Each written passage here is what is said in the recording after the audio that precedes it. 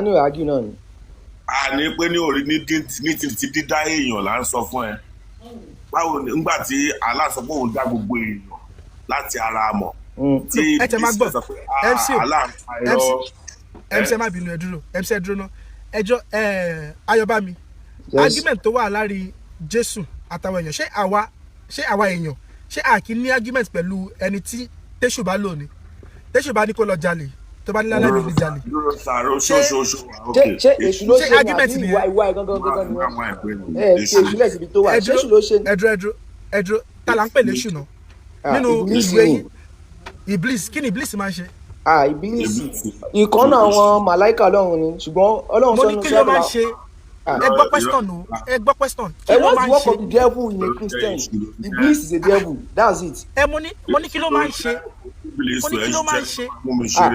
Ọlọ́run fún ní yọ̀ǹda ni nígbà àwọn tó mo ní kí ló máa ń ṣe ẹ gbọ́ Ọlọ́run fún ní yọ̀ǹda nígbà àwọn tó bá sábà sádà ẹ yà wọ́n lọ́nà.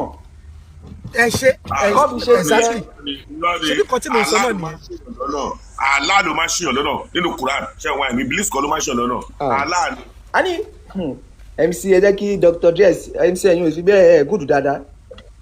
ó ní kúre Dr. Dress tí wọ́n gan sọ yìí tẹ́mi bá kú ti Quran bá sí ní èmi kọ́ṣẹ́ ni mo kọ́ṣẹ́ lọ́dọ̀ MC náà ni. Dr. Dress you are very calm, that's how I'm interrogating with you.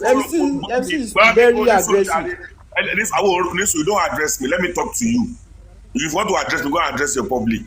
Okay? No, the way you talk, the way you address people, I just talk as if you all come from somewhere now. Ayọ̀bámi, what I'm telling you about your religion, either you take it or you leave it. Show the country Dress machine, oh my, explain. Now, see the way he's even talking, he's very conversed. You know how to converse, and you come out so when you don't let me talk, I'll mute you. 1 second, I don't get me. Me anytime. Okay, sir. Sorry, sir. Ìgbà tí wọn náà débi ohun tó gbé wá ló bá ó dẹ̀ lè gbé wèrè wá sókè kó ní kí n má bẹ̀ fi wèrè pọ̀ tiẹ̀ alpha now mo dẹ̀ ń sọ fún ọ nípa tí mo sọ nípa ẹ̀sìn yìí pé kí n má máa sọ bẹ́ẹ̀ mo dẹ̀ ní gbogbo ohun tí mi sọ nípa ẹ̀sìn nípa èṣù gan anybody na confam so èmi dẹ̀ ń sọ fún ẹ pé Dress tó fẹ́ máa bá sọ òun máa tàn ẹ́ pa ni èmi máa pa kí kíákíá ni continue pẹ̀lú Dress. kí màá ti jẹ wá sọ̀rọ̀ kábí Dress rẹ̀ yìí náà ti. wọ́n parí pẹ̀lú Dress kí ẹ sáré pẹ̀lú. ẹ jẹ́ má bínú ayọ̀ àyà tó tiẹ̀ sọ yẹn ni mo fẹ́ fún wọn kọ́ gbé àyà tí wọ́n jáde.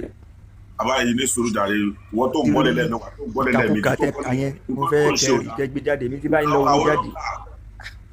Yes now tó ń dárúkọ Christian tó ń dárúkọ kínní so wà nù èmi. abo àwọn wo ni wọ́n gbé ṣépè nínú tó bá sọ pé ó tún pa irọ́ pé Dress ń parọ́ àwọn ni wọ́n gbé ṣépè nínú Fatia tẹ máa ń kà lórí ẹ̀ àwọn làlá gbé ṣépè nínú Fatia. ṣe Fatia tẹ máa ń kà lórí ẹ̀ nǹkan tó wà bẹ́ẹ̀ ni wípé àwọn wo ni àlá gbé ṣépè nínú Fatia àwọn tí wọ́n ti nù àwọn tí wọ́n nù because ẹ̀yẹ̀ ń sọ bẹ́ẹ̀ ṣe dárúkọ wọn àbí wọn sọ dárúkọ Christian sí àbí wọn dárúkọ Christian sí àwọn ẹlẹ́sìn lókùnrin àbí wọn dárúkọ síbẹ̀. wọ́n sọ ẹ máa gbọ́ ẹ̀jẹ̀ ń sọ bọ́ ṣe nù. ẹ sọ̀rọ̀ sọ̀rọ̀ straight. wọ́n dárúkọ wọn síbẹ̀ because ẹ máa gbọ́. wọ́n dárúkọ àgbọ̀ kọ̀ọ̀kan wọ́n dá wà lóòótọ́. kò ń ṣe àwọn ẹ máa gbọ́. àbí wọ́n dárúkọ jù. nọ̀sọ́ra lọ dárúkọ ẹ̀yin lẹ́ ń pera yín Christian. nọ̀sọ́ra àwọn wo ni nọ̀sọ́ra àwọn wo ni Yẹhudi ló máa gbé rẹ̀ rìnrìn àjò sí. ẹ máa wá gbọ́ yes. àwọn wo ni ẹjọ́ ẹ bá mi fún ní 2 minutes kó sọ nọ̀sọ́ra àti Yẹhudi fún wa. ó yẹ àwọn nọ̀sọ́ra àwọn ìjọ Isa Yẹhudi àwọn ìjọ Musa. àwọn wo ni ìjọ Isa àwọn wo ni ìjọ Yẹhudi. ṣé Isa wá sọ pé Christian ni àwọn tó bá tẹ̀lé òun níbo ni Isa ló sọ bẹ́ẹ̀ náà àwọn tó bá tẹ̀lé òun Christian ni wọ́n. ẹ fún mi question ẹ fún mi ní time ẹ tún waste time ara. sorry stars.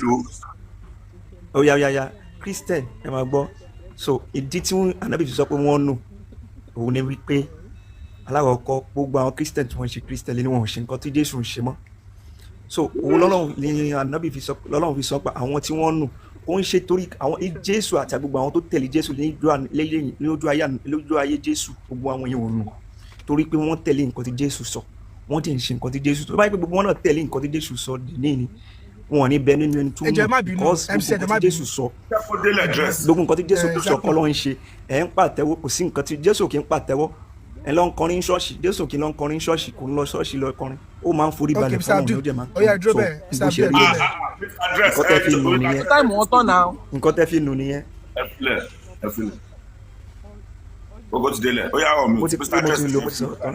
Okay, Mr. Abdul. Mr. dress ẹni sọ̀rọ̀ abu omit lórí o ti kú kan rẹ̀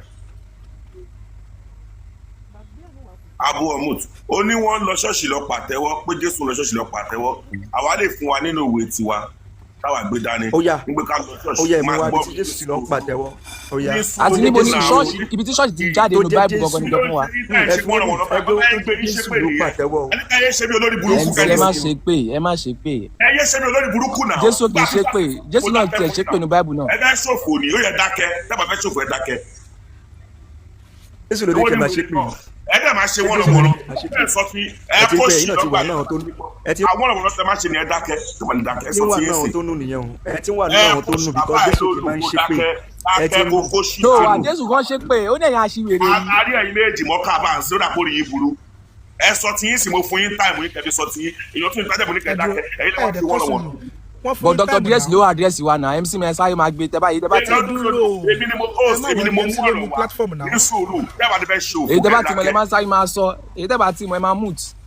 ní sùúrù kò sí tí mi ò mọ̀ mbẹ́ ó dà pé o mọ̀ pé kùránì gbogbo fásitì kùránì ló wà lórí mi tẹ́ máa sá lọ fún mi bí ẹ̀yin lẹ́ máa sá lọ kò ń ṣe mi ó mọ yín sọ pé kẹ́kẹ́ kájọ fẹ́ sọ ẹ ti sọ tí ẹ jẹ́ kí mi náà fi 2 minutes sọ tèmi náà ká máa jọ lo time ká máa pé kọ́ ń ṣe pé torí pé mo jẹ́ host o ni mo ti fẹ́ ṣe bẹ́ẹ̀ ó yá mo ti fi 2 minutes sórí dress now nínú kùránì tí bọ̀bọ̀ yìí sọ yìí ó ní kò síbi tí Jésù ti pàtẹ́wọ́ kò síbi tí Ọlọ́run ti ní ká máa pàtẹ́wọ́ ohun tó sọ nìyẹn tá a bá ṣí Psalm 100 tá a máa gbé wá sójú big screen tí bá ti lo time mi tán ó sọ ń bẹ̀ ká lọ fi ìyìn ká lọ praise Ọlọ́run ò lẹ́sìn ìyìn là ń ṣe fọlọ́ worship and praise ẹ̀yin lẹ sọ di ìsìn yẹn gangan ìyìn náà ni torí ẹ̀ lè sin Ọlọ́run ò ṣẹ̀dí ẹ̀ now àbúwá ní pé Ọlọ́run ò lọ wípé Jésù ò lọ ṣọ́ọ̀ṣì ẹ gbọ́ o ó sọ bí o ó ní Jésù ò lọ ṣọ́ọ̀ṣì ipò bó làwa ti ń lọ ṣọ́ọ̀ṣì tí má dẹ̀ parọ́ ọmọ kó ọ̀ mú tù báyìí. ní tiẹ̀ kọ́ mo tiẹ̀ sọ Ayọ̀bámi ló sọ but bẹ́ẹ̀ náà ló ṣe rí èmi kọ́ mo sọ Jésù lọ bẹ́ẹ̀ náà ló ṣọ́ọ̀ṣì ṣe rí bẹ́ẹ̀ náà ló ṣe Okay, rí ṣe. bẹ́ẹ̀ ni bẹ́ẹ̀. doye Ẹ jọ̀ọ́. ẹ ṣáà lè pe ṣọ́ọ̀ṣì fún antẹ́pìlì. ó yá ní sọ̀rọ̀ èmi máa wá fún yín ní ṣọ́ọ̀ṣì nínú Quran ṣọ́ọ̀ṣì nínú Quran bẹ́ẹ̀ ni tí bá fún ẹ tí ó máa di Christian ó yẹ gbé wa no tí bá fún ẹ tí ó máa di Christian. irọ́ o ẹ lè chíìkì mi náà. now tó bá ti ní sùn mo fẹ́ fún ẹ lọ́pṣọ̀n ni o tó bá ti mọ̀ pé ò lè di Christian wà ẹnu ẹ tí gbẹ́ fi bóríṣà mi ń bì báyìí yẹn wà á fi gbolẹ̀ pé you are sorry pẹ̀lú sọ̀tún tó ní sùn. ó yá ẹ jẹ́ ká ẹ gbé wọ́n náà. will you say you are sorry. I will tell you I'm sorry that there is church o.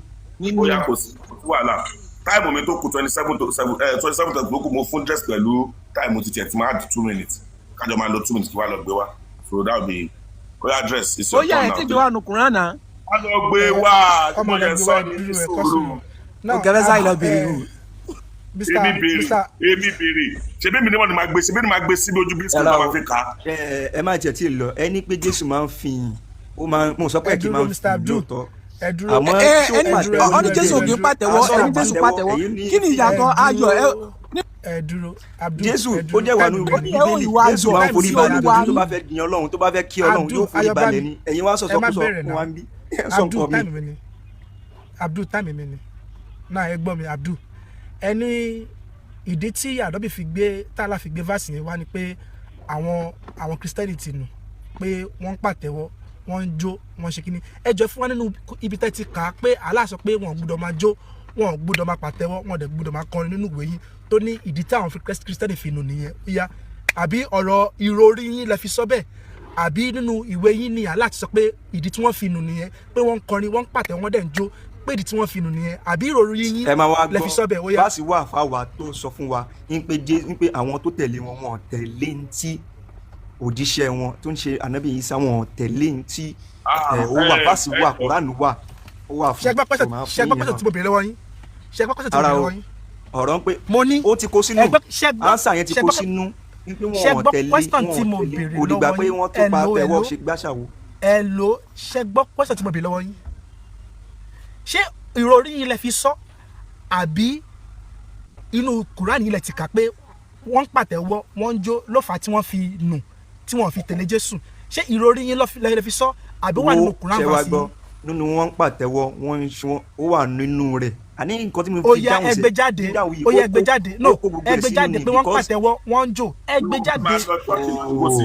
kọ̀tọ̀kọ̀tọ̀ wò ni à ń sọ̀rọ̀ general answer ẹ̀yin wá pàtẹ́wọ́ kí ni general answer ẹjọ́ kí ni general answer kí ló ń pè general answer. ẹ máa gbọ́ ẹgbọ́n nǹkan tèmi sọ mo sọ pé wọn ò tẹ̀lé nǹkan tí Jésù ṣe mọ́. ó da àní ẹ̀fìyẹ́lẹ̀ náà àní ẹ̀fìyẹ́lẹ̀ náà ẹ mú wá nínú Quran pé wọ́n pàtẹ́wọ́ wọ́n jó. tẹ́yìn bá lọ ṣọ́ọ̀ṣì ní oh my God ẹ̀yin ṣe bí Jésù ṣe ń ṣe ni. last one mo fẹ́ bẹ̀rẹ̀ lẹ́yìn ṣé ó wà àbí kò sí. ṣé wà nínú Quran pé wọ́n pàtẹ́wọ́ wọ́n jó. kẹwàá máa sọ pé ṣé nínú orí ẹnu wà ní. ìròyìn lẹ fi sọ ẹ máa sọ̀rọ̀ pé ṣé nínú orí ni ẹnu wà ní. ṣé ìròyìn lẹ fi sọ ṣé ẹjọ́ everybody ẹ gbọ́ o ó sọ pé nínú Kùránì ló wà everybody máa gbọ́ o ó nínú Kùránì wà pé ìdí táwọn tó ń tẹ̀lé Jésù fi nù ni pé wọ́n ń pàtẹ́wọ́ wọ́n ń jó pé Ọlọ́run ní kọ́ máa. mo example wà ní pé wọn ò tẹ̀lé example yẹn múlẹ̀ tí wọ́n fi tẹ̀lé. Dr. Dre ẹ má miss quote wọn wọ́n ní nǹkan tí Jésù ṣe nígbà àwọn kìrìsìtẹ́nì wọ́n ti fi kún nígbà yẹ Jésù pàtẹ́wọ́ Jésù lọ ṣọ́ọ̀ṣì ní Sunday gbọ́dọ̀ mi nìyẹn. ayọ̀bá mi o níbo la ti máa rí ọ̀rọ̀ Jésù kà tá lè fi mọ̀ pé nǹkan tí Jésù ṣe lélẹ̀ níbo la ti máa rí kà láti mọ̀ nǹkan táwọn tí Jésù ṣe. ṣe bẹ́ẹ̀ náà lẹ mọ̀. ṣé yóò mọ nínú Bíbélì yìí ni. mo níbo la ti máa rí ó jẹ́ níbo la ti máa rí kà ẹjọ ibo mo níbo la ti máa rí kà. Bíbélì yìí Jésù kì í kírun ní Bíbélì yìí kò ń fún ìgbàlè. hello ní àpọ̀lé àbùkù ló kàn táìmù tí mo fún yín ti pé ẹjọ thank you ẹ ṣe. So now the argument kí n tó lọ nígbà tí ni pé kò síbi tó ti ń pàtẹ́wọ́ nínú Bíbélì àti tó ti ń pé wọ́n ti ń lọ sí àbí tó ti ń lọ ṣọ́ọ̀ṣì nínú Quran mo dẹ̀ ní ká máa lọ ṣọ́ọ̀ṣì wà nínú Quran ó ṣe pé mo ní pé wọ́n ní ṣọ́ọ̀ṣì àwọn dẹ́ni pé kò tó fẹ́ gbogbo ẹ̀rí yẹn ló ti wà nílẹ̀ sí tó jẹ́ kọ́kọ́ lọ sínú Bible tí èmi fẹ́ fún wa Bible verse rẹ̀ Psalm 100 ni ẹ hó ìwà ayọ̀ sí Olúwa gbogbo ayé ẹ fi ayọ̀ sí Olúwa ẹ wá sí iwájú rẹ̀ pẹ̀lú orin dídùn Olúwa ní ó dá wa kí ẹ̀yin kí ó lè mọ̀ pé tirẹ̀ ni àwa ní ènìyàn rẹ̀ àti àgùntàn pápá rẹ̀ náà. dúró ta ló sọ̀rọ̀ yìí ẹjọ́ tó yẹ Ọlọ́run. àbá àbùgẹ́ ni ẹ dákẹ́ Jésù ló sọ̀rọ̀ máa fún ẹ lépè ló máa padà gbà èpè ló máa padà gbà èpè. no àbá àbùgẹ́ ni ẹ jẹ́ kó sọ̀rọ̀ káàánú wa sọ ọ̀gá fẹ́ sọ. ó bẹ́ẹ̀ máa ṣe wọ́nàwọ́nà bí Muhammadu náà ṣe ṣe wọ́nàwọ́nà tó fi kúkúrú náà nìyẹn wọ́nàwọ́nà ṣe máa ń ṣe nìyẹn tó dáa sọ̀rọ̀ tí dákẹ́ fún Jésù là ń sọ̀rọ̀ pé Jésù ló sọ nǹkan ẹ̀yin mú nǹkan. ṣé Jésù nìkan ló wà nínú Bíbélì ni. Jésù lẹ gbọ́dọ̀ tẹ̀lé. àná ọpọlọ táwọn àfáà ti àwọn tẹ̀lé Jésù ní kẹ́ máa tẹ̀lé Jésù ní kẹ́ tẹ̀lé lèmi Jésù lẹ ń tẹ̀lé. ó ṣe ẹ drop ẹ tó bá ti gbọ́ ẹ drop ẹ bí ẹ máa ṣe lórí burúkú nìyẹn tó bá ti lọ́pọlọ ọmọ drop no that's it I don't know say baby yẹn òun kọ́ lèmi òun nìkan kọ́ lèmi bá sọ̀rọ̀ àwọn tó lọ́pọlọ tó ju dáàdì ẹ lọ lèmi bá sọ̀rọ̀. ẹ continue MC. so ó ní ẹ lọ sí ẹnu ọ̀nà rẹ̀ pẹ̀lú ọpẹ́ àti sí àgbàlá rẹ̀ pẹ̀lú ìyìn ẹjọ́ báwo ló ṣe yin Olúwa báwo ló ṣe fọpẹ́ fún ohun tẹ́mi sọ fún ni ó ní nítorí Olúwa pọ̀ nínú oore rẹ̀ ìfẹ́ rẹ̀ sì wà títí láé àti òtítọ́ rẹ̀ láti ìrandíran ìwọ wá sọ pé Jésù ibi tí Jésù ti sọ pé kọ́ máa ṣe kinní báyìí kọ́ máa ṣe báyìí ibi tí mo ti fẹ́ pa ẹ́ kúrè pẹ̀lú àìmọ̀ ọkàn ẹ̀ tó ti ní Kùránì yìí máa bọ̀ lókè kó wá kà fún wa tó bá ti wá kà èpè ló máa gbà Quran verse tó bá ti wá sókè àfa ó máa ṣòfò ni Abdulgani tó bá ti wá sókè wá ka Quran verse yìí ó máa ṣòfò. ẹgbẹ́ ẹyẹ ka ẹ tabaka kí ó fún yín ẹ níwọ̀n ẹgbẹ́ translation wa. máa kà kó máa tú. èmi ò tí lè tú Quran ẹgbẹ́ sókè. o tí lè tú Quran àbí. alladhina akhrajatil min ó yẹ gbé sókè. àgbẹ̀ fún ẹ má wọrí ẹnìkan bí ẹ̀mí jọ àwọn ọmọogun yìí tẹ̀ máa bá hági òdòdó àkàyè. ó yá jẹ́ kí n kà fún yín. ó yá. They are those who have been expelled from their homes for no reason other than proclaiming our Lord is Allah. Had Allah not repelled the aggression of some people by means of others, destruction would have surely claimed monasteries, churches, synagogues, and mosques in which Allah's name is often mentioned. Allah will certainly help those who stand up for him. Allah is truly all powerful, almighty. Oh yeah. Church mélòó ló dárúkọ nínú bíbá yìí? Dúró ná. Church mélòó ló dárúkọ ń bí? MC kí fara balẹ̀ nǹkan tó máa bí ní nínú sùúrù yẹn. wàá tún fún mi ní sùúrù wọ́n kọ́ mi lọ gbé wá fún ẹ ìwọ́dẹ̀ ti kà ṣọ́ọ̀ṣì mélòó ló dárúkọ ń bí? Fara balẹ̀ ṣé ó ní kó máa lọ ṣọ́ọ̀ṣì bíbá ẹni kò ní kó máa lọ ṣọ́ọ̀ṣì náà. Ó ní ọlọ́run kí ṣọ́ọ̀ṣì wo ló yá ṣàlàyé báàsì fún wa ibi tẹ́ máa tọ́ káwọn mùsùlùmí orí wọn ti kú lélẹ̀. Orí tèmi ò kú o torí ẹ̀yin gbẹ́sà ìlọ sáà ṣẹlẹ̀ yìí o mo jẹ́ tí mo bá sí tẹ́lẹ̀. Ṣàlàyé báàsì fún wa. Ó ní gbogbo àwọn tó ti lé kúrò nílé wọn láì ní ẹ̀ṣẹ̀ kankan torí pé wọ́n pe orúkọ Ọlọ́run lọ́ba wọn. Allah ti sọ the aggression of some people by means of others destruction would have surely claimed monastery, churches, synagogue and mosque in which Allah's name is often mentioned. Allah will certainly help those who stand upon for him. Allah is truly powerful. Níbo lẹ ti ń porúkọ Allah? Ẹlẹ́rẹ̀ ìlú péjú níbo lẹ ti ń porúkọ Allah? Lagos ni. Lagos lẹ ti ń porúkọ Allah. Lagos yẹn ló máa pa ẹ́. Ẹ jẹ́ kí n sọ̀rọ̀ ẹ̀kọ́ rẹ̀ tà mí ní sùúrù torí pé ká ló lọ́pọlọ ni tó gbọ́pọlọ sábẹ́ bàtà. ẹ má sọ bẹ́ẹ̀ o ẹ má sọ bẹ́ẹ̀ o sọ́nkẹ́ dàgbà jù mí lẹ́yìn báyìí kémi náà sọ́nkẹ́ lọ́pọlọ o.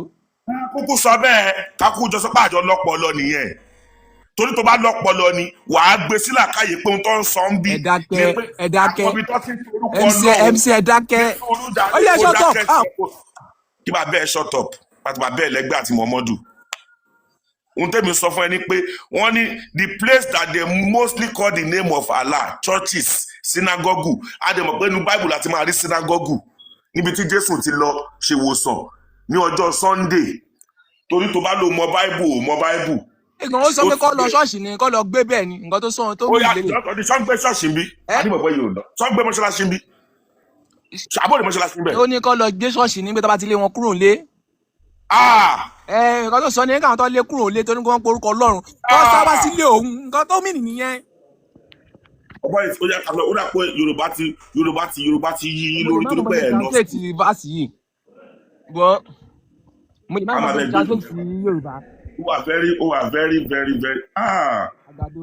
yàtọ̀ ló bí wọ náà alábàáyọ tó ló kéwò òkè túmọ̀ ó ti yé mi ìgbà wo ló máa tó lọ ké túmọ̀ ọkọ mi. ẹ tẹ́ bá ti dé láti ibi tẹ́ bá ní tẹ́ bá ti dé sí Nàìjíríà. ẹ wá gbé yín lọ kíláàsì ẹ lọ kó ìtumọ̀ ẹ lówó ìtumọ̀. àti 20 years ni o 10 years to kéwù 10 years to ké túmọ̀. Alhamdulillah. Táwọn ẹgbẹ́ ti di bank manager da contact wọ́n fi 20 years wà ló máa dà fà ṣíṣẹ́ ní ṣàfà. ẹ̀yin náà ṣá máa ń ṣe pásọ̀. àwọn akéwù tẹ̀rọ jẹ. Nàìjíríà. Wèrè ló ń ṣe Islam lẹ́nu yín MC. Báwo lè ṣe jẹ́ wèrè ló ń ṣe Islam dúró sálẹ̀ àbí. Wèrè ló ń ṣe Islam nígbà tẹ́mi náà ti ṣeré tèmi náà kúrò bẹ́ẹ̀. Sọmọdé kò bí ẹyin nì. ẹjọ wọn kàn fẹ́ sọ̀rọ̀ fún 2 minutes máa bọ́ lẹ́yìn sí. ìgbà tẹ́ ń ṣe Islam ẹ̀ ń tojú bọ̀. ìwọ ní sùúrù ayọ̀bá mi ní ìjọ keje sọ̀rọ̀. ẹ káàárọ̀ host ẹ kò ṣe àkópalẹ̀ mọ́dún ẹ káàárọ̀ gbogbo lé. Mani Abdul tó ń sọ̀rọ̀ lẹ́ẹ̀kan ẹjọ mo fẹ́ sàn kankan ẹ make claim pé Quran yìí sọ fún yín pé bí ó ṣe yẹ ká máa worship bí ó ṣe yẹ ká máa tẹ̀lé Jésù kò la ṣe ń tẹ̀lé. Now my question is, according to history, Christianity ti wà long, for years, for years before Islam. So báwo ni Islam ṣe máa sọ fún ìwé àbáwọn èèyàn tó ti exist before Islam pé bó ṣe yẹ kó máa tẹ̀lé Jésù lélẹ̀? Because ṣe ni téèyàn bá ń ṣe research ṣó ti yé yìí téèyàn bá ń ṣe research tẹ́ bá get àwọn sources yín ẹ máa ní láti lọ wá primary tools àwọn primary ẹ máa lọ wá àwọn primary resources tẹ́ máa lò, which is in this case of religion the Bible is a primary tool. The Bible is a primary resource when it comes to the Quran. Ó ti yé yín. So ó yẹ kẹ́yìn lọ máa wọnú Bible ni, and if you look at it plagiarism ni, because ẹ ti plagiarize Bíbélì gan bó ṣe wà Quran yín gan plagiarism ló contain, because ibo lẹ ti rí ìtàn Adam and Eve inú Bible náà. One second, inú Bible náà ni you can go inú Bible náà lẹ ti mú. So mi ò understand tó jẹ́ pé bóyá Christianity àbí Bible to exist for over 500 years before Islam. Ẹ á máa wá sókè ní 2025 kẹ́ máa sọ pé hold on please. Kẹ́ á máa sọ fún wa pé Bible we are talking about is hold on. Hold on. Kẹ́ á máa sọ fún wa pé Quran ń sọ fẹ́yìn pé bá ṣe ń sìn, bá ṣe ń tẹ̀lé Jésù kọ́ ló yẹ ká máa tẹ̀lé Jésù. Ẹ jọ kí ni question yín yẹn? Throw question yín yẹn again. I said, is Jesus the author of Bible? No, ta ló kọ Bible? Ṣé Allah ló kọ Bible ni? Ta ló kọ Bible? Ní 2025, let me tell you, the Bible is a book of speakings. Ó ti yé yín? The Bible is a book of speakings. Ó contain ọ̀rọ̀ Ọlọ́run.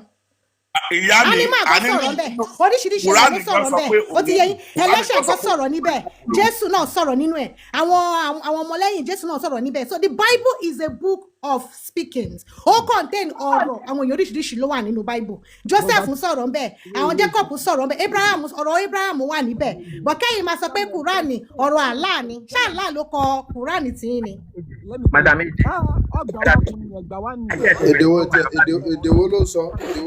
And Sherry gbogbo argument eléyìí tẹ́ make lórí ọ̀rọ̀ ẹ lọ church. See, a church is not supposedly the building. A church, we are the church. Àwọn èèyàn gangan ní church. Sherry nínú ilé mi sì tá bá decide pé a group of people ló afẹ́ wá fellowship lọ́dọ̀ mi ó ti di church. We carry the church inside of us. That's one thing you people should understand. The building itself is not the church. It is the gathering of the saints, the gathering of the people. Nǹkan tó indicate the church nìyẹn. Ṣé bá máa believe pé torí pé kọ́ building kan mo lè decide pé nínú ilé mi ó jẹ́ ká máa lọ sí room mi ká máa fi ṣe fellowship.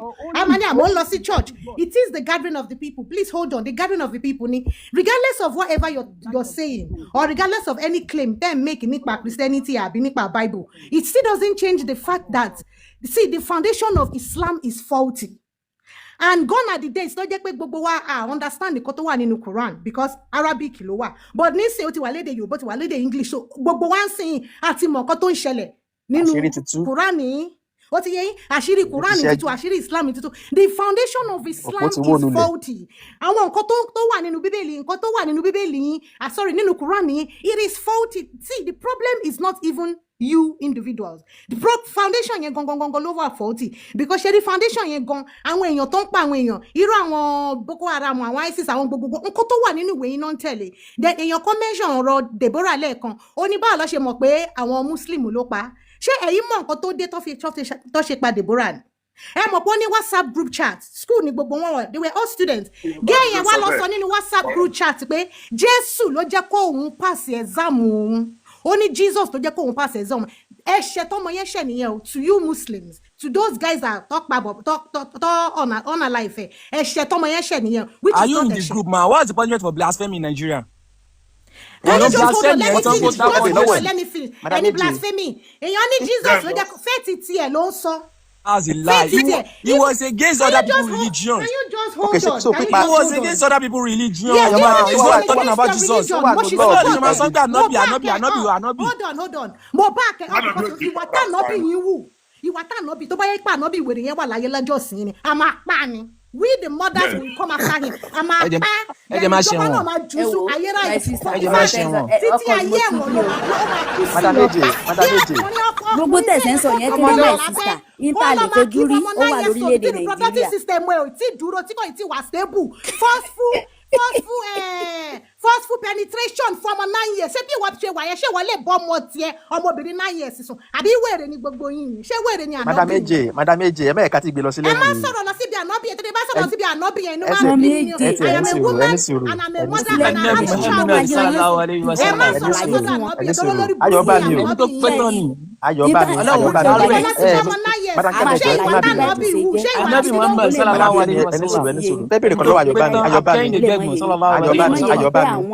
Ayọ̀bá mi ẹni sùúrù ẹjọ́ mà tó ti yé yín. Okay, Abdul, ìwọ ní bí Jesus ṣe worship. Jesus yẹn gangan la wá worship. Jesus yóò bá yẹ ẹni sùúrù ẹ fara balẹ̀. Tẹ́ bá wá rí tó bá ṣe bíi pé àwa gan lẹ Yorùbá a tún fẹ́ ṣe dáadáa ni. Orú èmi ni Mósè Orímọládé àmọ́ sórí bàbá yẹn. Èmi ni Òsọ́fà àmọ́ sórí bàbá yẹn. Èmi ni bàbá CAC yìí. Gbogbo àwọn bàbá CAC yẹn àmọ́ sórí wọn. Kò sí ìtò tí òṣò tí everybody wo rí tó ti yé yín. Bíbélì yẹn náà dẹ̀ ni àwọn náà gbé lọ́wọ́ tán fi ṣiṣẹ́ ìyanu àti iṣẹ́ àrà a lè rí gbogbo iṣẹ́ ìyanu àti iṣẹ́ àrà táwọn bàbá yẹn ṣe tá a fi ń tẹ̀lé wọn tá a fi ń forúkọ wọn tá a fi ń béèrè lọ́tọ̀ọ̀dọ̀ Ọlọ́run. Ẹ jọ̀ọ́ nínú gbogbo àwọn bàbá grandfather ti yín èyí tí wọ́n gbẹ́sìn yìí lórílẹ̀‐èdè Nàìjíríà kí lè lè kọ́lẹ̀ nípa wọn. kò sí wàhálà because ẹ lórí máa bọ́ta ẹ máa pariwo bíi nuisance kí lè lè kọ́lẹ̀ nípa wọn. Muhammadu kò náà sẹ́ni tí ò lè kọ́lẹ̀ nípa Adébóyè kò sẹ́ni tí ò lè kọ́lẹ̀ nípa èjì ẹ máa sọ̀rọ̀ lọ́n ti ń jáde ẹdí ìbá ẹ kọ́ mi pàdán fún wa èjì ẹ máa sọ̀rọ̀ Orímọládé kò sí gbogbo wọn Madam Kẹ́mi ẹjẹ ìbèrè kan lọ́wọ́ Ayọ̀bámi ẹjẹ ìbèrè kan lọ́wọ́ Ayọ̀bámi. ní láìfù tí iṣẹ́ àràwọ̀ àti iṣẹ́ ìyanu wo la rí pé àwọn àbáńlá Madam Kẹ́mi tó ti tán Ayọ̀bámi ẹjẹ ìbèrè kan lọ́wọ́ yín. àwọn pásítọ̀ yín ṣe ń sìn inú báíbù náà lọ ti rí. ẹjẹ ìbèrè kan lọ́wọ́ yín àwọn pásítọ̀ yẹn supersede wọ́n tẹ̀sí bẹ́ẹ̀ táwọn àfáàyàn olóbùkù akéwù tọrọ jẹ yẹn. tán bẹ̀yàn lórí. àbí akéwì tọrọ jẹ ní o ṣé bá ṣe ní kò sí kí n bò tó ẹdúná Kristo káàbọ̀ tó gbọ́mọ̀ sí ṣé báíbù ló kọ́ yẹn àbí ìwà tiẹ̀ nìyẹn. mo evidence ẹ̀ dáadáa tẹ̀ ló tẹ̀ fún ọmọdù. àwòrán bá báíbù sẹ́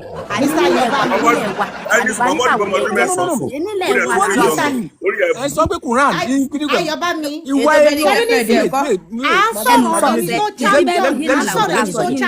tó champion ẹ̀sìn ìwà wo ni ẹ jẹ́ ká gbé wà Jésù àti wà nọ́bì ṣe rí this understanding tá máa sọ pé Islam wá through Ishmael there is nothing like that because nínú Bíbélì mi kò sọ bẹ́ẹ̀ fún mi nǹkan tí Bíbélì mi ò bá dẹ̀ sọ ní I don't know. ìwà márùn-ún ìyá mi nínú Quran ìtàn Ishmael kò sí bẹ́ẹ̀. ìtàn Ismail síbẹ̀ so ẹ máa sọ pé ànábì tọmọ Abraham níbo ló ti tọmọ Abraham. ẹ jáde lọ́wọ́ ẹ̀ kó mu jáde from where to where. ẹ mẹ́ẹ̀ká sọ̀rọ̀ ẹ ká bí wọn náà fi ń gbé ni kó mu jáde. ọpọlọ tí wọ́n ní tó bá ṣe bí pàwọ́ gan o àárí ẹdùn náà tí ó bá tẹ̀ sí tán ibẹ̀ ẹ ṣàgbọ́ nígbà ẹgbọ́ nípa Kaaba Mr. Ibrahim àti kí ló kọ Bíbélì pẹ̀lú Kaaba àní Christianity ti wà for years before Islam. See, let's take a accept. Bóyá nísìnyí ẹ máa ṣe àwọn ẹ máa ní láti lọ. Bá wa béèrè question lọ́wọ́ wọn wọ́n mọ̀ lọ́nu Bíbélì. Ẹ lọ review tó ń gbé dání nígbà tí wọ́n ṣe máa ń ṣe pé ní lórí bí wọn ìpínlẹ̀ máa ń ṣe. Ó ti yé yín foundation Islam gbọ́ngàn ní problem. Ká fojú wa rí orílẹ̀-èdè wa bá sọ. Aláyé mọ́mọ́ ti bá a béèrè question lọ́wọ́ Ayọ̀bámi o. Ayọ̀bámi mo fẹ́ béèrè question kan lọ́wọ́ yín nínú Quran. Ṣé mo lè béèrè? Ta ni àkọ́kọ́ dá sílé ayé yìí? Nínú Quran. Ànábì Adam alayhi salatu wassalam. Okay. Ṣé ìyàwó ẹ̀ ń kọ́ nínú Quran? Àwa wù. Ṣé ó wà nínú Quran àná? Bẹ́ẹ̀ni. Ó yá kí wá ní orúkọ àwọn ọmọ ṣé wọ́n bímọ àbọ̀ bímọ? No, ẹ máa ti lọ. Ẹ máa ti lọ. Ẹ máa ní kó fún wa ní o. Kò gbúdọ̀ sá o. Orúkọ àwáwù àtọrúkọ àwọn ọmọ yẹn afẹ́ nínú Quran pé gan àbí? Ó pé gan. Ó yá kí lórúkọ ẹ fún wa níbi tí àwáwù wà. Kí lórúkọ ọmọ ẹ̀? Àti orúkọ àwọn ọmọ ẹ̀ nínú Quran. Ọlọ́run yín lónìí. Ẹ máa lọ gbọ́ ògùn yẹn. Ó yá à ń dúró. Ilẹ̀ kò mú lọ́wọ́. Ẹjọ́ ilé iṣẹ́ ìpínlẹ̀ kú mu lọ́wọ́ o. Bí kò ṣe sí ìtàn bí wọ́n ṣe bínú àṣẹ ṣẹ̀dá. Kò sí Quran wa àárín Ọlọ́run òfin yé wa. Kò sí ìrànú à ń bẹ̀. Ó yá ẹja béèrè Mr. Ayọ̀bámi ẹja tẹ gbà pé bí ẹ mọ bí tó wà nínú Quran. Kí lórúkọ àwọn ọmọ Ádámù méjèèjì? Àníṣe lẹ́yìn ìtàn dàtánù bí ànábì Adam tọ́nà bá ti ọ̀gbẹ́ Adéwálé ọgọ́ ẹni sùúrù ẹjọ́ ẹ kó kí lórúkọ àwọn ọmọ Adéwálé ọgọ́ pàwọ́ yíyí ó yá ẹ má bínú Mr. Ayọ̀bámi ẹ máa tí ìnájọ́ sọ̀rọ̀ kí lórúkọ àwọn ọmọ tí Ádámù bí àbí wọn bímọ ni. ṣé ẹ̀ ń gbọ́ ọkọ tí mo sọ ó ní àwọn ẹ̀rí kan tẹ́ Ọlọ́run ò fẹ́ jẹ́ ká mọ bí ìtọ́ yẹn ṣe lọ. Bí ànábì Núà sí. Ẹni sùúrù mò ń gbọ́. Bí ànábì Núà sí. Ànábì Núà àkọ́kọ́ bó ṣe é Adéwálé ọgọ́ ni ẹni sùúrù Mr. Ayọ̀bámi nǹkan tí mò ń béèrè lọ́wọ́ yín ni wípé ṣé ànábì Ádámù àti àwáwù ṣán bímọ àbí wọn ò bímọ? ọ bímọ Ọlọ́run sọkọ bímọ ó wà ní Quran nǹkan bímọ. kí lórúkọ àwọn ọmọ. kí lórúkọ àwọn ọmọ táwọn náà question simple. wọ́n bímọ Ọlọ́run ò sọ pé orúkọ ọmọ wọn lélẹ̀ yìí. ṣàlẹ̀ lórúkọ wọn bò mí. gbogbo ẹgbẹ́ sọ yìí kò sọ ẹ̀rí mẹ́ ẹ̀kan wá wà á wúni. tó wọn lórúkọ àwọn ọmọ Ádámù àti àwọn wọn lórúkọ. Ọlọ́run ò fẹ́ ká mọ orúkọ wọn. kí wọn lórúkọ Báìbù sì wá sọ.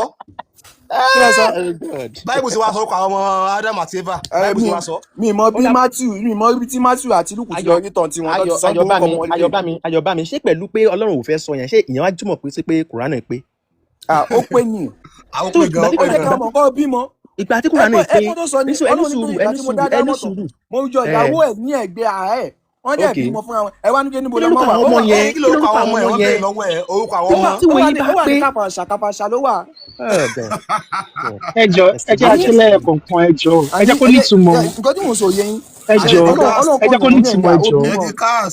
àwáwù gan Ọlọ́run Mr. Adéwálé ní sùúrù ẹ jọ.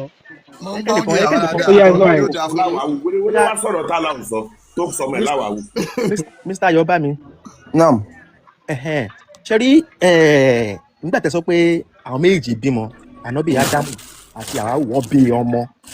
Bẹ́ẹ̀ni. ló wá dé tó jẹ́ wípé ìwé yín ò sọ orúkọ àwọn ọmọ yẹn fún wa. kí ló wá ní pé báìbù náà kò sọ nínú àṣìṣe ni. ẹ kọ́kọ́ dáhùn question náà máa bẹ̀rẹ̀ question tí.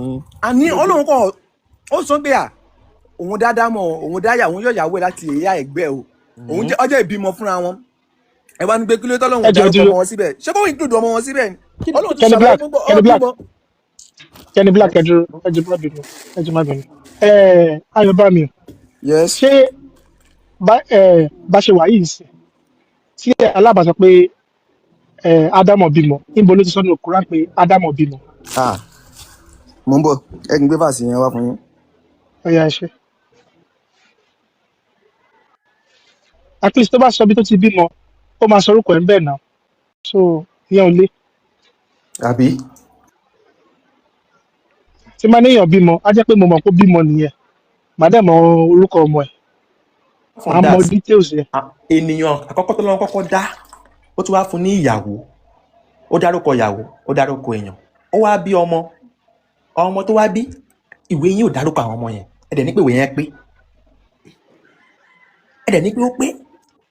and the funniest thing ni pé story yẹn ó ń lọ lẹ́sẹẹsẹ Ádámọ̀ wọn kọ́ dádámọ̀ wọn dáyàwó ó ti pé méjì bí ilé ayé ṣe bẹ̀rẹ̀ nìyẹn lẹ́yìn Ádámọ̀ àti ìyẹn wọ́n bímọ lára àwọn ọmọ yẹn ni àwọn ọmọ bẹ̀rẹ̀ sí í ṣẹ̀wá so báwo la ṣe mọ̀ pé ẹni báyìí ó rán ọmọ ẹni báyìí ó rán ọmọ ẹni báyìí òun ló bí lọ́bí tẹ́lẹ̀ báyìí bá a ṣe fẹ́ mọ̀. tó bá yà wá ní pé ìwé wọn pé òun ló pé jùlọ ó wá correct ìwé tó ti wà tẹ́lẹ̀. mi mọ bí àwọn people ṣe máa mi mọ bó ṣe máa ń ronú tó bá ń ṣe ẹ̀sìn yìí mi mọ bí wọ́n máa ń kó ọpọlọ wọn sínú agolo ọmọ wa dé nígbà tí ìwé yìí sọ fún yín pé ẹ gbọ́dọ̀ nígbàgbọ́ sẹ́sìn tó wà tẹ́lẹ̀. Oya ẹ̀ka fúnra yín ẹ̀ka. mi lè gbé sórí screen ni. Oya ẹ pé báàsì ni. Quran 5. Quran chapter kini. Quran chapter 5 sọ́dọ̀ ìmáìdá. Kọ́ gbé láti 26. Débo. Kọ́ máa kábọ̀ náà ṣe bí débo bíi ti báwo. Fẹ́ ká máa kábọ̀ a ní báàsì rẹ̀ sọ báàsì ọ̀sẹ̀ ní Ádámọ̀ bímọ nǹkan tá a béèrè nìyẹn. No. Ṣé fẹ́ ṣe ni kí n gbé yín sí big screen? Me, I don't have access to open it. I don't have access to open my camera. No, ẹ gbọ́ Ayọ̀bámi. Ṣé báṣẹ sọ pé Ádámọ̀ bímọ? Ṣé sọ ní báṣẹ Ádámọ̀ bímọ? A ní ẹgbẹ́ síbẹ̀ náà, Quran 5 verse 27. Okay, 27. Tábà ka 27 tábà rí bẹ́ẹ̀ nǹkan. Ó yẹ ẹgbẹ́ bọ́ta. Ó yẹ ẹ̀jẹ̀ ọ̀tá lọ́wọ́ àbẹ̀kọ́ bá Quran chapter 5 verse 27. Wọ́n máa sọ pé Ádámọ̀ bímọ títán. Ádámọ̀ orúkọ ẹ̀ ó títán. Ẹ̀jẹ̀ ta ló máa ràn wá lọ́wọ́ ẹ̀jọ̀.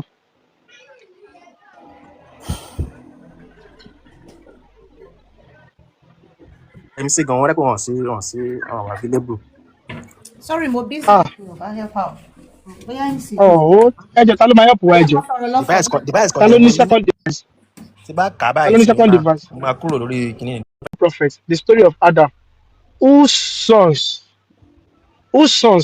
how Who two each sons? Who offered two sons?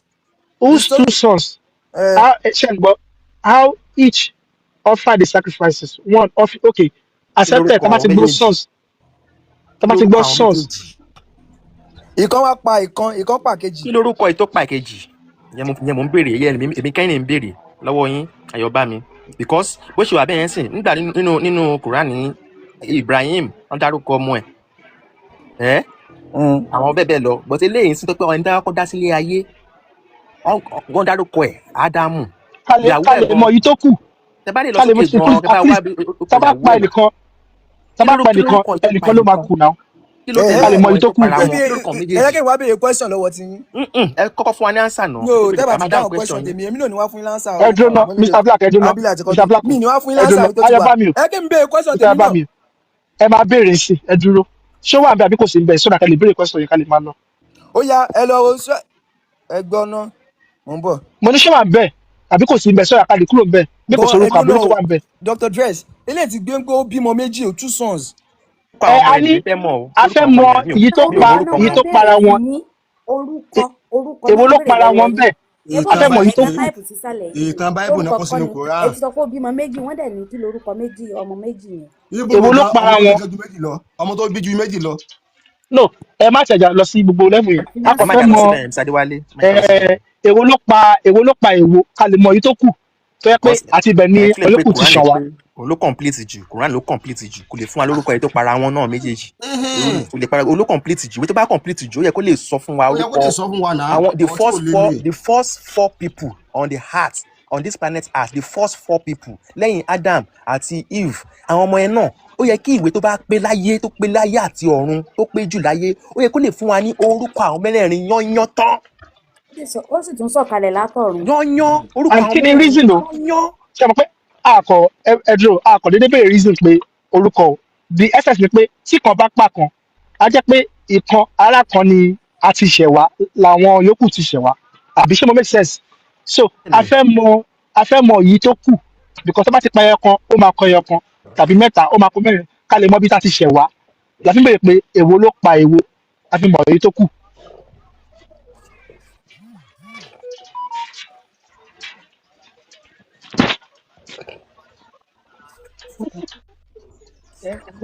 tabari tefsiri tó máa tu bọ́nú Quran ní ìṣọ́ ọ̀pọ̀ dárúkọ Kọ́bílà Tábìlì. ṣé ìwé mímọ́ ni tefsiri ni ìwé Ọlọ́run ni tefsiri ni. tefsiri ni explanation ló máa bí. èèyàn ló tu èèyàn ṣáà èèyàn bí èmi báyìí ló tu. kọ́lá àdínà. Kenny Blacko a sọ pé explanation Bible ṣe explanation Bible revelation la bẹ̀rẹ̀ explanation. ìkan payọ̀ kan fine. kí lórúkọ yìí tó para wọn kí lórúkọ orúkọ kò sí bẹ́ẹ̀ o fine àmọ́ àtẹ̀síwájú mi ò mọ̀ o kò sí bẹ́ẹ̀ o. tó bá sí bẹ́ẹ̀ Kùránì ò pé o. tó bá kò sí bẹ́ẹ̀. mo jẹ tún fi bí tó ti ṣú ọmọ méjì wá ẹ tún sọ pé kí n máa lọ wọ orúkọ wá ẹ tẹ sí sọ́ọ̀kù. ó yẹ ká ẹ mọ orúkọ ẹ̀ náà àtẹni tó pààyàn wà àtẹni tó àti kẹ́mi ẹ̀yẹ dákẹ́ ti ní ẹ̀kan sọ pé bàbá abáti ẹ̀tẹ́ sí gọ́gùn tó ń sọ yìí gan-an bíbélì ní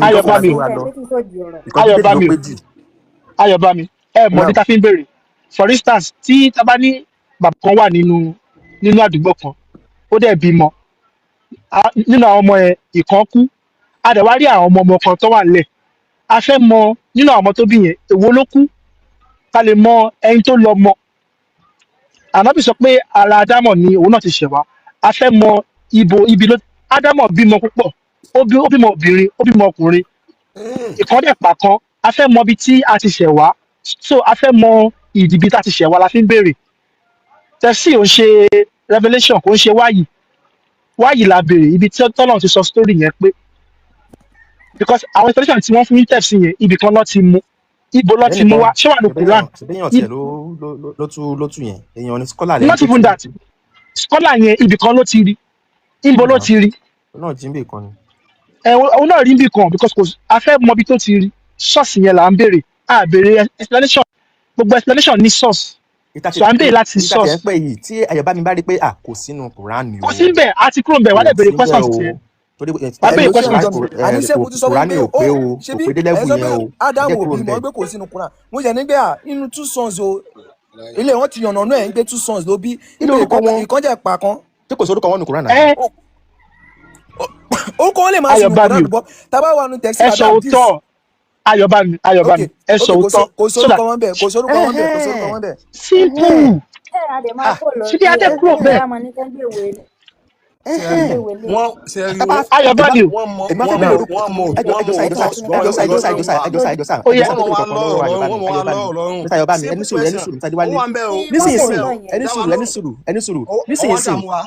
nísinsìnyí tá a bá sọ pé. wọn ò san direct tax o. They are paying indirectly only to the benefit of their member. Káwa ní òkè o, Pastor Adébóyè wà bias, àwọn mẹ́mbà ìjọ ẹnìkan ló ń fún ní free education kí Oyèdépò náà ṣe títí ẹ̀. Gbogbo wa lónìí, a máa mọ̀ pé Christianity, my children go to Catholic school in the UK. They are Catholic, they are into Catholic. Ìgbà tó mo fẹ́ gbé wọn wọlé, wọ́n máa ń fi yé mi pé kí fún wọn ní baptismal certificate wọn from Catholic. Wọ́n sọ pé ìyá wọn ni Catholic, èmi ò kì í ṣe Catholic. So àwọn mi ò lọ Catholic wọn wá ní òkè kí n ní sùúrù pé wọ́n máa consider wọn fún admission o ṣùgbọ́n wọ́n ní preference fún Catholic student nìkan fún first pé tí wọ́n máa kọ́ fáwọn Catholic tó jẹ́ Catholic ní admission last wọ́n fáwọn ọmọ mi ní admission wọ́n dẹ̀ ń lọ Catholic school yẹn Catholic advantage wà fún wọn àwọn oúnjẹ tá ń gbà àwọn donation from different Catholic branches all around the world wọ́n donate àwọn oúnjẹ lunch wọ́n donate àwọn free milk wọ́n donate àwọn nǹkan oríṣiríṣi fún wọn nínú school tí mo dẹ̀ wọ́n pé mo jẹ advantage nínú UK ṣùgbọ́n kò sí àǹfààní yẹn fún Nigeria pastors wọ́n ní university náà Oyèdépò ní university Adébóyè ní university Deeper Life fún gbogbo wọn ní. Is it free for the member of the public? What advantage have religion added to us? Ẹ jẹ́ ká máa mú o torí ẹ kàn máa rí wa lórí live yìí pé nuisance ni wá a máa ń tako ẹ̀sìn à ń tako ìgbàgbọ́ yín kọ́ àní nǹkan tẹ́ ẹ ṣe òun làákàyè dání ẹ̀sìn tí a gbà òun ló dá ìlú wa irú tá a fi progress taba reduce the religious people sí 2% bíi ti China yẹn taba reduce 2% bíi ti China. Gbogbo èèyàn máa gbé ọpọlọ kalẹ̀ owó tẹ̀ ń ná tẹ̀ lọ fi ń lá òkúta ní Saudi Kebbi state governor ó lọ gba loan 10 billion ní 3 weeks ago or 2 weeks ago it's on the headline ó gba extra loan 10 billion torí pé ó fẹ́ rán additional 1,331 people lọ sí hajj ó lọ yá owó additional owó. Wọ́n ti fún àwọn èèyàn ní àjò nínú state ní Kebbi state ó tún wá lọ yá another 10 billion my brother 10 billion yẹn máa kọ́ hospital ó máa kọ́ complete sophisticated hospital sí Kebbi state first class well equipped fún healthcare àwọn èèyàn ẹ̀ ṣùgbọ́n kò ní kọ́ torí pé ẹ̀sìn ti fi yé pé wọ́n nídìí ọ̀pọ̀lọpọ̀ èèyàn kan complete òpó karùn-ún Islam. Wọ́n ti ṣe Islam wọ́n ń kírun gbà márùn-ún wọ́n ń yọ sàká wọ́n ń ṣe kinní kan wọ́n ń ṣe kinní kan déédéé nǹkan tó wá kù ni pé tá bá ní owó kan lọ hajj owó ni wọn ò dẹ̀ wá ní báyìí kí la wá lè ṣe fún wọn ìjọba wa gbé ọ̀nà kalẹ̀ pé káwọn èèyàn wá lè rí àlùjáná wọ̀ wọ́n gbọ́dọ̀ complete òpó karùn-ún Islam wọn. Then ẹ̀sìn yìí ti promote terrorism ní gbogbo àríwá.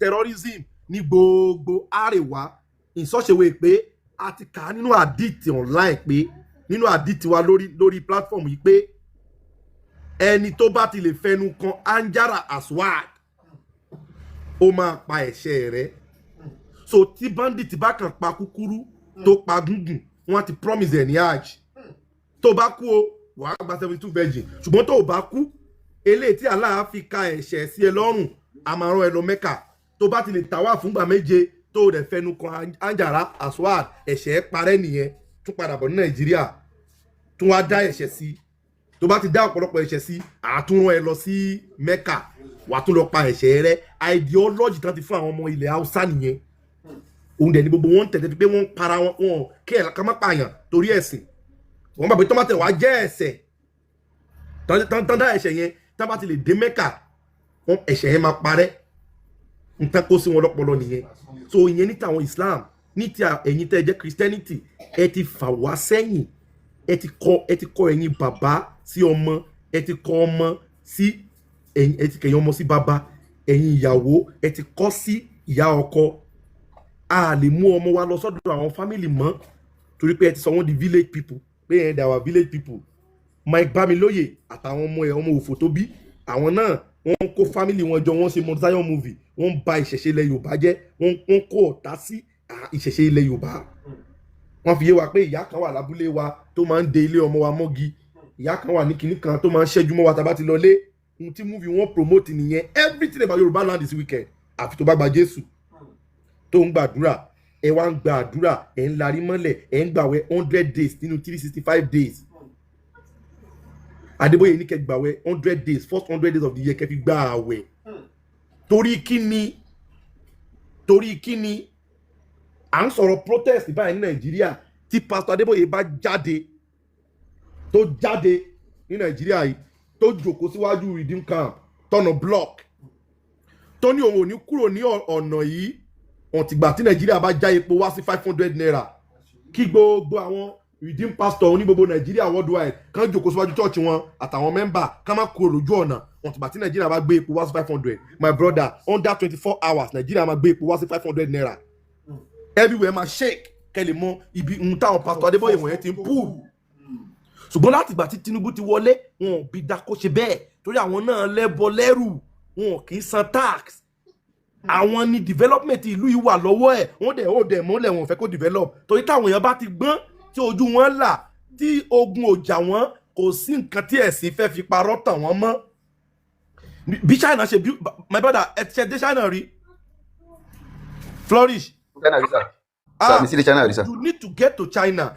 Má dúró ní China o. Tó bá ti dé China, tó bá ti dé China, try to visit Hong Kong àti Japan. You need to visit Japan.